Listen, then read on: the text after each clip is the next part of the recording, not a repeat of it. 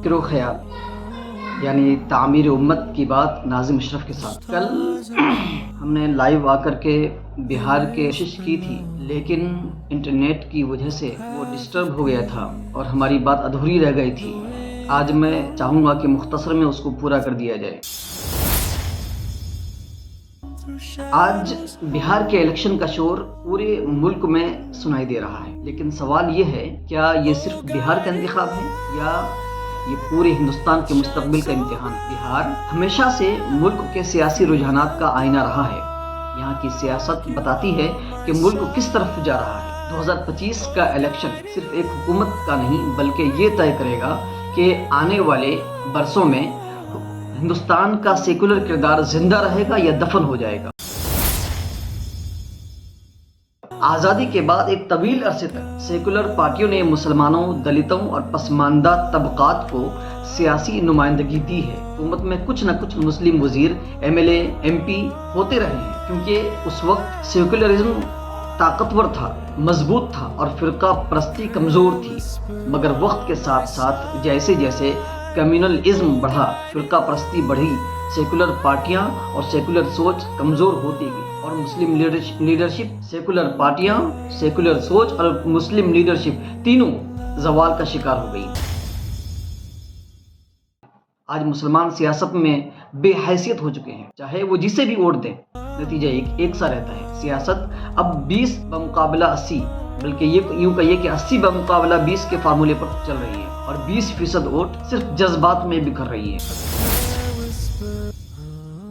آج سیمانچل اور دوسرے علاقوں میں ایک نعرہ گونج رہا ہے، اپنی قیادت اپنا ووٹ. یہ نعرہ سننے میں بڑا اچھا لگ رہا ہے، خودداری کا لگتا ہے، مگر حقیقت میں یہ سیاسی نادانی ہے، کیونکہ سیمانچل بہار کا حصہ ہے اور بہار میں وہی حکومت بنے گی جو پورے بہار میں اکثریت لے گی. ایسے میں اگر چند علاقے اپنی مسلم پارٹیوں کو ووٹ دیں گے تو نتیجہ یہی ہوگا کہ بی جے پی کو سیدھا فائدہ ہوگا، فاشسٹ طاقتوں کو سیدھا فائدہ ہوگا. مسلم قیادت کے نام پر کچھ رہنما چند سیٹیں جیت کر خوش ہو جاتے، لیکن ان کے میدان میں آنے سے مہا گٹھ بندھن جیسی سیکولر قوتوں کو درجنوں سیٹیں ہارنی پڑتی ہیں. یہ صرف ووٹوں کی تقسیم نہیں ہے بلکہ مسلمانوں کے اجتماعی وجود کی کمزوری ہے. اور نتیجہ کے طور پر کیا ملتا ہے؟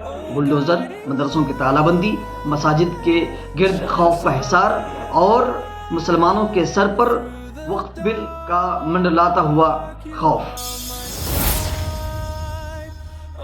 ہم یہ نہیں کہتے کہ سیکولر پارٹیاں بے عیب ہیں، یہ بے عیب نہیں ہیں، انہوں نے بھی مسلمانوں کے ساتھ ناانصافی کی ہے، لیکن اس کا مطلب یہ نہیں کہ ہم فرقہ پرستوں کو جتا کر احتجاج کریں. اگر ایک سیکولر پارٹی وعدہ پورا نہ کرے تو آپ دوسرے کو ووٹ دے دیں. اگر دونوں ناکام ہو جائیں تو آزاد امیدواروں کو موقع دیں، مگر فرقہ پرستوں کے ہاتھ مضبوط نہ کریں، کیونکہ اس ملک کو فرقہ پرست لوگ نہ صرف یہ کہ مسلمانوں کے ساتھ ناانصافی کرتے ہیں، مسلمانوں پر ظلم کرتے ہیں، بلکہ اس ملک کو تباہ کرنے کی کوشش میں لگے ہوئے. وہ مسلمانوں کو نقصان پہنچانے کے لیے بڑی سے بڑی قربانی دینے کے لیے تیار ہیں، چاہے اس سے پورا ملک کمزور ہی کیوں نہ ہو جائے، ملک کی ہر چیز تباہ و برباد ہی کیوں نہ ہو جائے.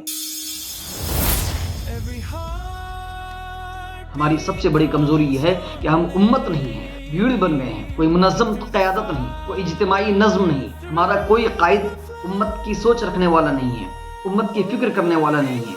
جذباتی طبقہ جلسوں میں نعرے لگاتا ہے اور چالاک طبقہ اقتدار کے ٹکڑوں پر راضی رہتا ہے. یہی وجہ ہے کہ ہر پارٹی چاہے مسلمان ہو یا غیر مسلم آخرکار اسی بھیڑ کا استحصال کرتی ہے.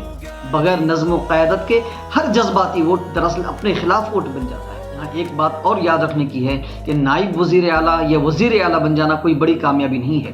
یہ عہدے زیادہ تر علامتی اور ذاتی مفادات کے لیے ہیں. عام مسلمانوں کو ان سے کوئی فائدہ نہیں ہے. اصل کامیابی تبھی ممکن ہے جب فاشسٹ قوتیں اقتدار سے باہر ہوں، جب ملک میں خوف کے بجائے امن اور شانتی کا ماحول ہو، آئین اور انصاف کی حکمرانی ہو.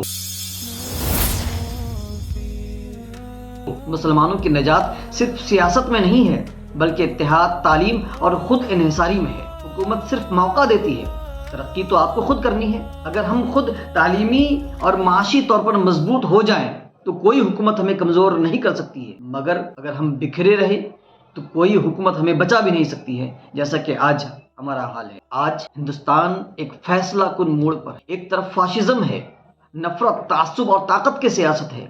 दूसरी तरफ सेकुलर पार्टियां हैं, अमन, सियासत और बराबरी की सोच। फैसला आपके हाथ में होगा कि आप जज्बात के ताबे रहेंगे या फिर बसीरत के। क्या आप जज्बात में आकर के वोट देंगे या बसीरत और तदब्बुर के साथ वोट देंगे।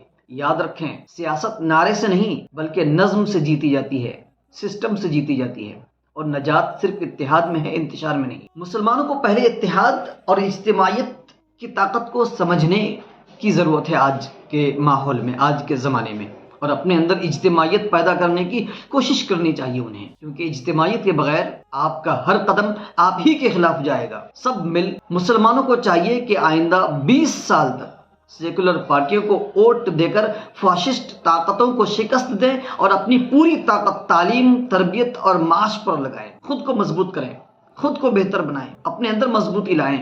स्कूल का जो एक चैन बनाएं, हॉस्पिटल्स का एक चैन बनाएं, बड़े पैमाने पर आप तरक्की करें। इस वक्त मुसलमानों के नाम पर जो भी सामने आया है, वो कामयाब हो या नाकाम, हर सूरत उनका अपना फायदा है। वो सियासत की तिजारत करके मलाई तो खा लेंगे, लेकिन नुकसान सिर्फ और सिर्फ मुसलमानों का होगा, आम लोगों का होगा, कौम का होगा, उम्मत मुस्लिमा का होगा और इस मुल्क का होगा, क्योंकि कौम की खिदमत, उम्मत का तसव्वुर उनमें से किसी के पास मौजूद नहीं है। और आज के ज़माने में कोई भी मुसलमानों का हकीकी कायद नहीं है। ये बात मुसलमानों को याद रखना चाहिए। जो लोग मुसलमान के नाम पर सियासत कर रहे हैं, वो दरअसल सियासत नहीं कर रहे हैं, वो सियासत की तिजारत कर रहे हैं। सियासत अलग चीज़ होती है, सियासत की तिजारत अलग चीज़ होती है। इसीलिए जब तक आप तालीम और तरबियत के ज़रिए अब ऐसे लोग पैदा ना करें जो कौम के लिए सोचें, उम्मत के लिए सोचें, दूसरों के लिए जीने का जज्बा रखें, तब तक अपनी सारी एनर्जी ऐसे अफराद पैदा करने में और अपनी आइंदा नस्ल को बचाने में लगाएं। उनके अंदर इज्तिमाइयत का शऊर पैदा करें, इल्मी और माशी एतबार से मजबूत बने, और अल्लाह से ये दुआ करें कि रब्बना आतिना फिद दुनिया हसना व फिल आखिरति हसना। ऐ अल्लाह हमें अच्छी दुनिया अता फरमा और अच्छी आखिरत अता फरमा, और इसके लिए कोशिश करते रहें। यही परवरदिगार आलम का हुक्म है। अस्सलामु अलैकुम।